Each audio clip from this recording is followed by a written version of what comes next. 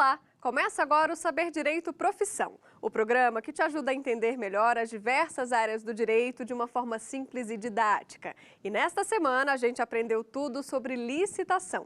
Quem deu essas aulas foi o professor Nelson França, que agora eu recebo para um bate-papo aqui. Tudo bem, professor? Tudo maravilhoso, Mariana. É uma honra estar aqui na sua presença. Seguramente o ponto alto da minha semana. Ah, imagina. Obrigada. A gente que agradece a sua presença aqui no Saber Direito.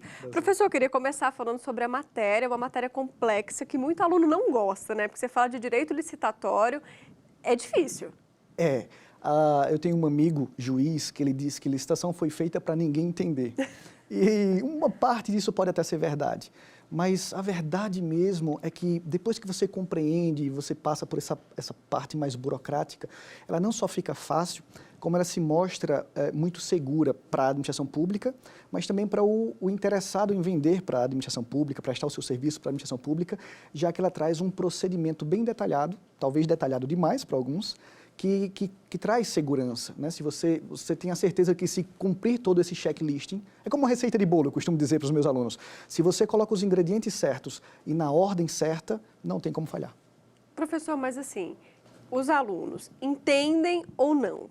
Vamos lá na prática, no dia a dia, porque realmente existe uma didática toda envolvida para que esse assunto se torne mais palpável. De fato. Não é o tipo de aula que você pode simplesmente jogar, dada a sua complexidade. Não é complexidade, é um número de detalhes, né, de recursos e tudo mais. A minha praia, digamos assim, é uma pegada mais prática. Eu gosto muito de formar advogados ou estudantes de direito para atuarem no mercado de licitação. Atualmente também empresários têm me procurado para atuar no mercado, querem vender para o governo, que hoje é o maior comprador de toda a América Latina. Então, não é o tipo de assunto que você senta de maneira relaxada e vai conversando. Você precisa de todo um checklist, toda uma técnica para que eles possam entender, se posicionar diante desse mercado e, claro, colher os frutos. E de onde veio? Quem criou a licitação, professor? Fazendo o roteiro, eu estava curiosa sobre isso, lendo um pouco do seu formulário. De onde que surgiu isso? A licitação, ela remete à Europa medieval. E era bem engraçado, bem arcaico naquela época, o que seria o representante do governo, ele ligava, acendia uma vela, e os interessados em vender o seu bem ou prestar o seu serviço para o governo, cercavam uma mesa onde essa vela estava, e eles iam fazendo suas propostas.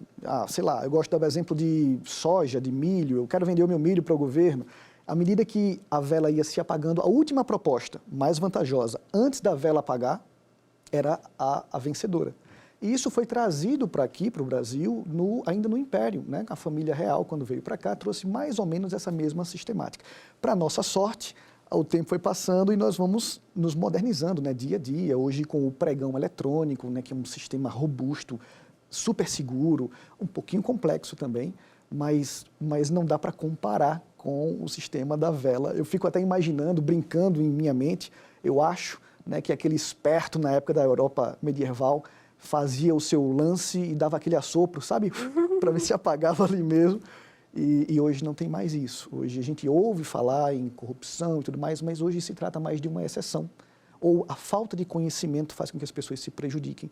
Mas o profissional que está bem treinado, que sabe essa receita de bolo, ele tem uma chance de êxito gigantesca. E o que te fez seguir nessa área, né? Ser um especialista em direito licitatório? Primeiro, a ausência de burocracia se comparado a outros ramos do direito. É mesmo? É engraçado isso, porque hoje nós temos um gargalo natural, né? A demanda por ações judiciais ela é gigantesca e o juiz não tem como tocar esses processos tão rapidamente.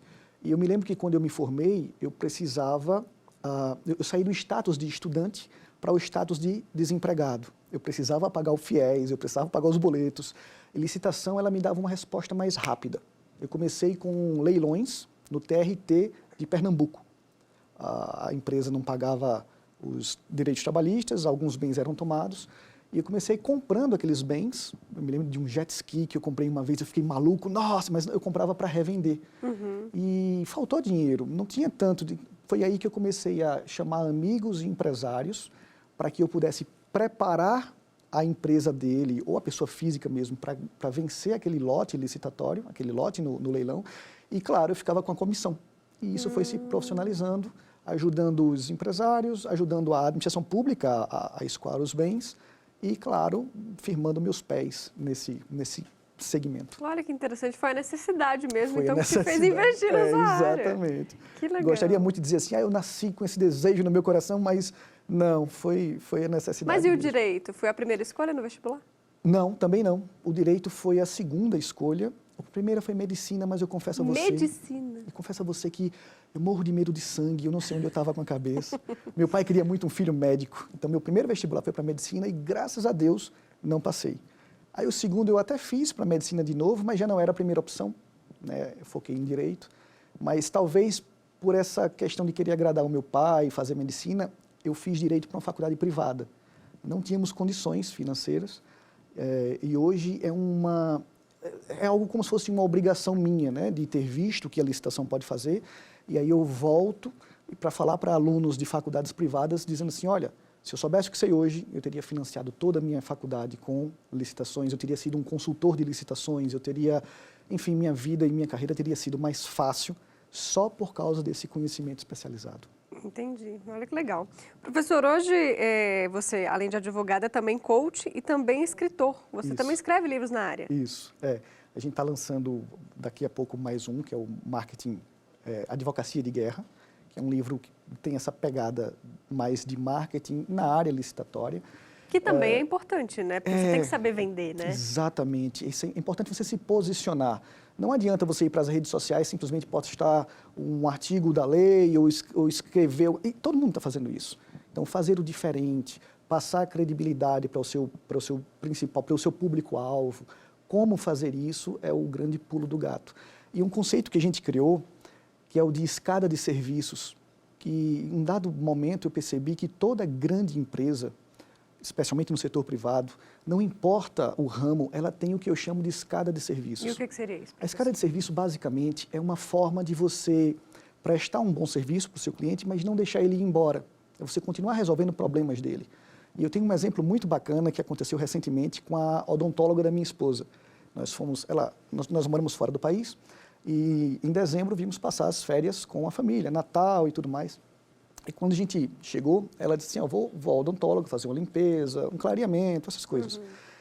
E tudo bem, só que à medida que ela foi analisando a dentição da minha esposa, ela disse, olha, e por que você não faz mais isso? E por que você não faz mais aquilo? E no final das contas, aquilo que seria uma limpeza e um clareamento se tornou botox, ácido hialurônico, e ela fez um check-up gigantesco.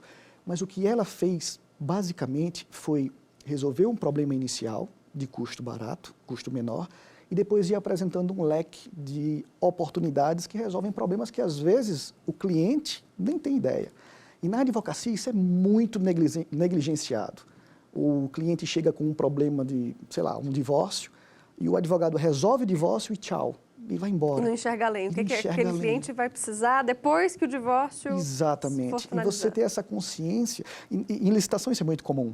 Então eu posso ajudar a sua empresa a ganhar uma licitação, mas eu sei que agora você vai precisar de uma assessoria tributária. Eu sei que agora você vai crescer e ter que contratar e você vai precisar de uma assessoria trabalhista.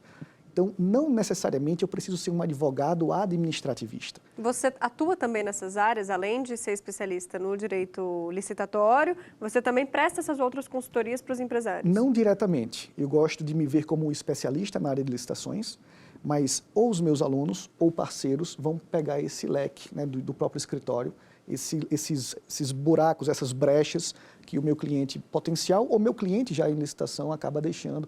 E o bacana, mais interessante é que às vezes é um ponto cego dele. Ele não tem noção de que ele pode, com uma pequena assessoria, pagar menos tributos de forma legal, por exemplo, ou retardar o pagamento de tributos, ou se proteger de ações trabalhistas. Às vezes ele até sabe disso, mas não é uma dor muito latente. E apresentar isso de maneira profissional e ética é importante para garantir a segurança do crescimento dele e, claro, para gerar o que a gente chama de renda recorrente, né? Em direito a gente chama isso de contrato de partido. É o que faz hoje com que os grandes escritórios não tenham que começar o mês do zero, tem que matar outro leão para garantir os honorários. Não, ele já começa com aquelas rendas recorrentes dos clientes que estão na sua carteira. E é um desafio também essa questão do brasileiro não trabalhar na prevenção, porque se tivesse uma consultoria, né, de um advogado antes do problema acontecer, talvez aquele dinheiro pudesse ter sido poupado. Exatamente. Mas eu acho que o papel aí também é muito do advogado.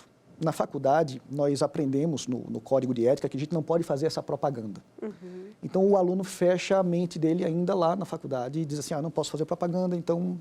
Quando, na verdade, a propaganda pode não acontecer em outdoors ou coisa parecida, mas ela deve acontecer de forma instrutiva, exatamente educando o teu potencial cliente para que ele possa não só ganhar mais, mas também não perder tanto. Né? Como eu gosto de falar na área tributária, é pagar menos impostos de maneira lícita, né? O que a gente chama de elisão tributária. Retardar, não pagar ou pagar menos dentro da lei. Olha que bacana. Isso é muito legal. Uma ótima dica. Professor, vamos fazer uma pausa então agora? Perfeito, vamos lá. No segundo bloco, a gente fala sobre mercado de trabalho aqui e nos Estados Unidos. Não saia daí.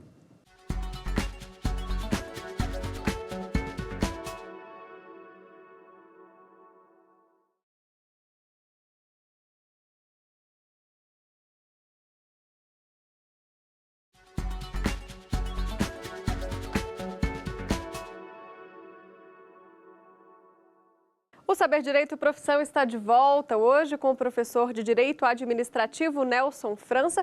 Nesse segundo bloco, então, a gente fala professor de mercado de trabalho. Legal. Mas hoje a gente tem uma particularidade aqui, porque você não mora no Brasil. É verdade. Então vai ser uma experiência internacional para a gente. É verdade. Vamos esclarecer aqui. Você foi para Orlando a trabalho, foi buscar um campo de trabalho lá na área da advocacia? A princípio eu fui para Orlando porque eu gosto muito daquela cidade, a gente sempre vai lá, sempre ia como turista, e eu tinha essa vontade de morar lá e de dar uma experiência internacional para os meus filhos.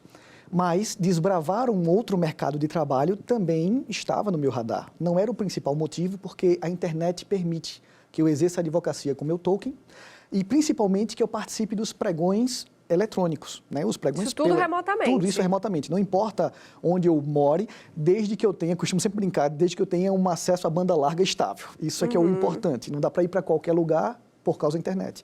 Mas se a internet for boa, for estável, não importa. Só que é óbvio que quando você vai morar num país de uma economia tão maior do que a nossa, oportunidades outras que até então estavam no meu ponto cego acabam surgindo também. E aí, enfim, tudo isso acabou sendo bem frutífero. E como é que está o mercado hoje para você lá? O mercado é gigantesco. Hoje, lá, as regras são um pouquinho diferentes, obviamente. Você também trabalha nessa área de licitação lá? Não. Não. Licitação só e somente só no Brasil. Apesar de existir esse mercado lá também, mas com bases diferentes, tão né? diferentes que eu ainda preciso me sentar e estudar e ganhar terreno. É um próximo passo, seguramente. Mas hoje o que a gente tem desbravado muito é direito migratório para profissionais qualificados que queiram ir para os Estados Unidos. E o engraçado é que, mais uma vez, graças à internet, eu não capto os meus clientes lá. Eu vivo lá, mas capto esses clientes aqui no Brasil, por enquanto. Então, a internet é sua aliada mesmo. A minha internet é a minha melhor amiga e não tem como não ser para qualquer um que queira, né, atuar e se globalizar. Entendi. Qual que é o desafio maior, professor? A língua também é um desafio? A língua é um desafio constante, porque ainda que o seu inglês seja bom, você tem sempre que aprender mais e mais. A língua, a cultura também, né, os detalhezinhos, a forma como você tem que se portar, o formalismo, enfim, existem sim. Mas eu acho que o mais bacana de tudo isso é como você encara. Você pode encarar isso como uma dificuldade ou como um grande aprendizado. Eu, particularmente, prefiro a encarar dessa segunda forma. Sempre de um jeito positivo. Exato. Bom, sobre esse desafio que você enfrenta lá, professora, a gente tem uma pergunta agora da aluna Suzane, que faz direito lá em Salvador. Pode rodar. Os conceitos das legislações brasileira e americana são muito diferentes. O senhor teve alguma dificuldade com relação a isso? Professor, então a legislação é diferente? A legislação é muito diferente. E a forma como os Estados Unidos foi criado, né, surgiu, é completamente diferente da nossa história. Nós vimos de um império, onde a centralização do poder estava no imperador, e à medida que as décadas, os séculos foram passando, esse poder foi aos pouquinhos distribuído para os estados e depois para os municípios. Lá é o oposto. Lá o poder era das colônias e aos poucos foi passando para a União. Isso quer dizer que os estados, eles têm legislações próprias, cada estado tem sua regrinha e você não pode, não é que não possa, mas é muito difícil você padronizar uma atividade na esfera nacional. Você vai ter que se adequar a leis de cada um desses estados, que às vezes são até antagônicas. É mesmo? Então, é difícil. Eu não diria que é difícil, eu diria que é diferente, que cabe a você um pouco mais de adaptação, né? Um desafio um pouquinho maior, mas nada que não dê para tirar de letra. Ela perguntou também se o senhor teve alguma dificuldade em relação a isso, né? Acho que nos primeiros meses a maior dificuldade é essa adaptação mesmo, né? Eu tenho uma grande vantagem. Como eu uso a internet como aliada, então eu não precisava desbravar esse mercado lá, porque eu podia continuar atuando no mercado brasileiro através da internet com os clientes que eu já possuo. Então, o mercado americano acaba sendo um plus, né? Um extra, o desafio. E isso tem sido bem interessante também. Repito, eu não atuo no mercado americano com clientes americanos. Ainda, bem observado. Mas é uma questão de tempo mesmo. Eu uso a internet para abrir oportunidades norte-americanas para os brasileiros. E isso tem sido também muito gratificante. que legal.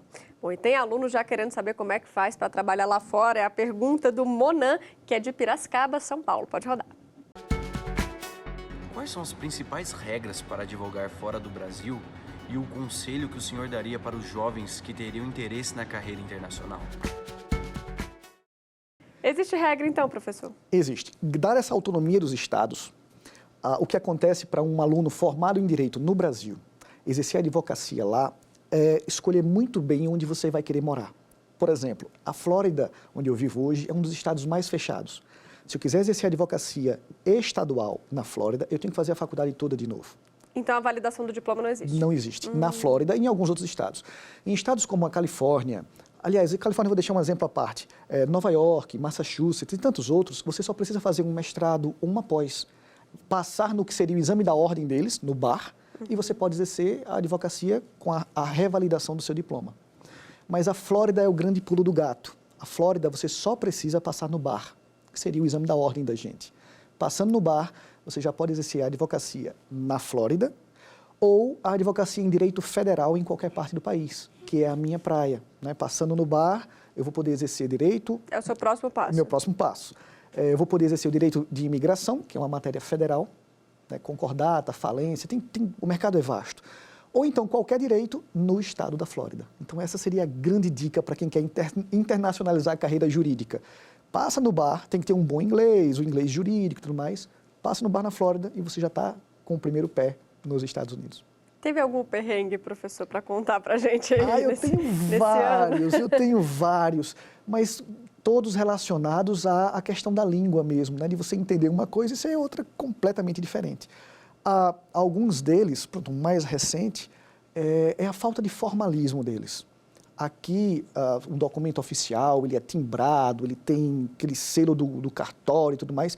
E lá é muito comum, da sua carteira de motorista provisória ao documento do seu carro ser uma folha impressa numa impressora qualquer. Então, um documento para participar de algum processo licitatório é uma folha de uma impressora qualquer. E eu tenho um certo toque com papel velho, sabe? Eu olho para as coisas, acho que não vou precisar e jogo tudo fora. E aí, nesse jogar fora, eu joguei alguns documentos nessa área jurídica, joguei o documento do meu carro fora, enfim, joguei tudo fora por não conseguir distinguir entre um documento oficial e uma mera impressão. Mas vivendo e aprendendo. Vivendo e aprendendo, é verdade. Professor, então vamos falar um pouquinho desse mercado aqui no Brasil. A gente falou para os alunos aí que têm interesse, mas vamos saber como é que está esse mercado aqui no Brasil e quais são as possibilidades. É o nosso quadro Carreiras. Carreira em Direito Administrativo. O direito administrativo rege as atividades do ponto de vista jurídico na administração pública. Quem buscar essa área vai lidar com assuntos como estrutura e controle da administração pública, licitações, contratos, parcerias, dentre outros. As opções de mercado de trabalho estão nos escritórios de advocacia, nas grandes empresas, na administração pública e nas universidades. Nesse caso, mestrado e doutorado geralmente são requisitos.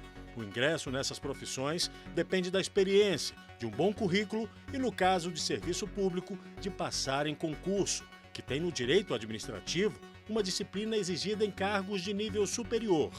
A remuneração depende da experiência, mas, em média, o ganho mensal inicial passa de R$ 3.300.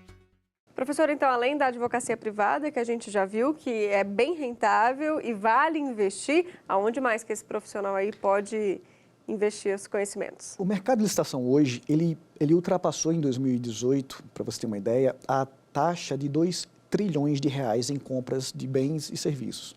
Então, ele alcança basicamente o país inteiro, com compradores inclusive internacionais, e ele pega basicamente todo e qualquer nicho de bens e serviços. A administração pública ela tem um leque de necessidades que é gigantesco. Onde é que você pode atuar?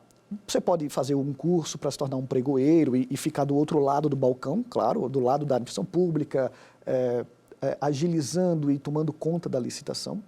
Normalmente, para isso, eles preferem servidores públicos, mas não necessariamente, a depender da realidade do município.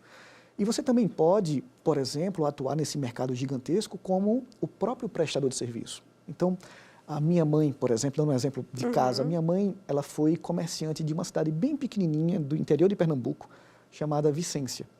E em um dado momento da vida dela, ela começou a fornecer, como empresária, a mercadorias para a prefeitura local.